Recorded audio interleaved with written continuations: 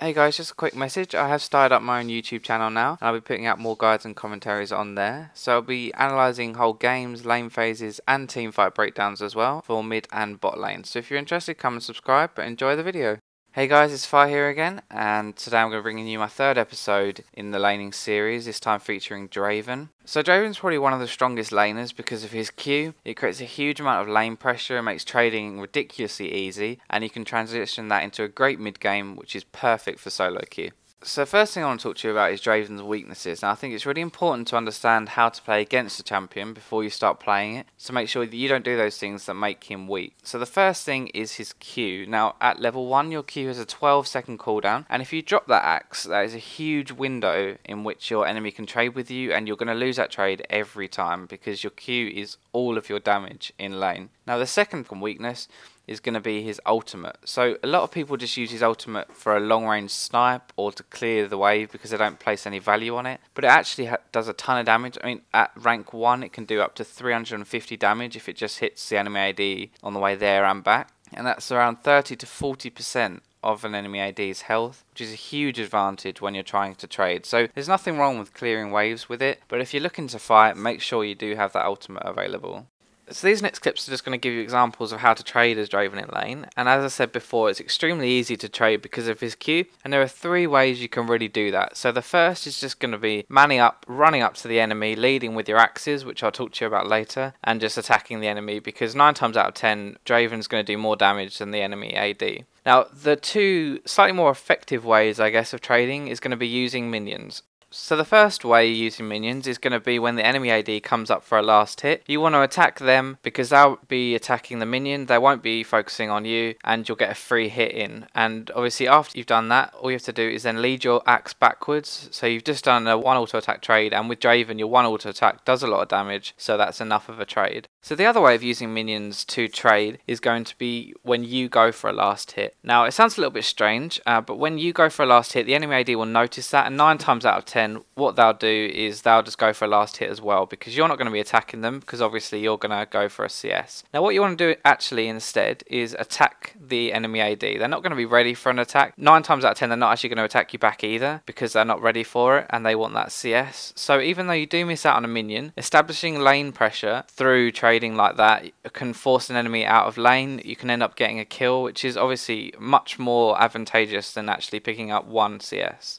So this is just an example of trading effectively early as Draven. And you see I actually exchange a headshot there with Kate for one of my axes because I know that my Q actually does more damage than her headshot at this point. Now you see I'm just farming my Q so that I have another Q ready to activate if I do end up dropping my axe. Now Lulu's going to go really aggressive here, and in general when you're playing against Draven you always want to focus Draven. Now that's because he puts out so much damage, and if he's left alone he can just pick up his axes, he's not pressured, and most Dravens aren't going to drop an axe when they aren't pressured. So you see I actually do drop my axe when I'm fighting Kate there. Because I've been using my Q, I have it ready to activate again. So I activate it straight away and I pick up the second kill on Lulu. So one of the most important parts of Draven is leading his axes effectively. Now what I mean by that is, if you don't know, when you throw your Q, you can right click somewhere near you and the axe will then land in that place, so you can effectively choose where your axe is going to land. Now this is really good for either chasing or retreating. Combined with your W, which resets every time you catch your Q, you can actually get away or chase people really well. So I'm just going to show you a couple of examples of this. So in this clip I'm going to be using my axes offensively. Now I'm going to basically attack a minion, and then I'm going to place my axe in front of me to catch up with Kate. I'm going to pop my W to close in on her even quicker, and you'll notice that I deliberately don't pick up this next axe so that I can get the killing blow onto Caitlyn. I'm going to pop my barrier to absorb the Scion damage, and then as I'm chasing Lulu I'm going to place the axes in front of her or next to her so that I can keep up with the chase and keep attacking her.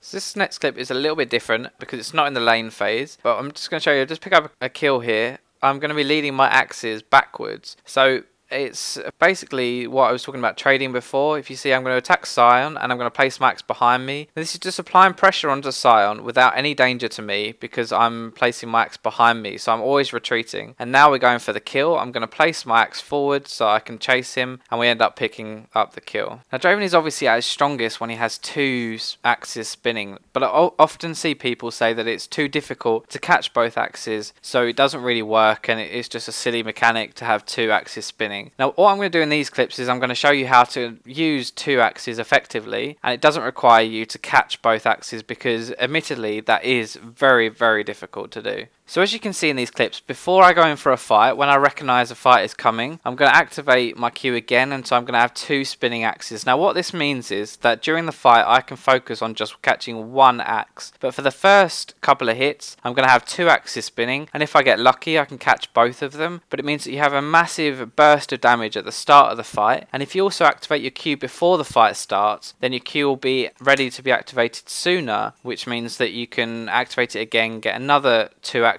or if you've dropped both you can pick it up again. So this next clip is just going to demonstrate this. So I've got two axes spinning as you see there, and I'm going to use them on Thresh. Now I do actually manage to keep both of these active, but I use my ult and reposition so both ticks go on here. Now I'm going to lead with my Q into Tristana. I'm going to drop both axes and I'm just going to hit the last auto attack and let my passive kill her. So you see there, because I had two axes spinning, I was able to afford to drop both of them so that I could still get the damage onto Triss. So I said earlier, one of the things that made Draven weak is when he doesn't have his Q active in lane. Now at this point I'm just going to show you an example of this, and this is what you want to avoid. So you can see I'm just farming with my Q, which is fine, but right here I drop my Q and Taric goes to engage. So at this point I can activate my Q again, but that's going to be on a 9-second cooldown because it's rank 3, and so I drop it again, and now I've got no Q. I can't fight because I don't have my Q available. But if I hadn't dropped that first axe when we were about to fight, then after I dropped the first one I could have instantly reactivated my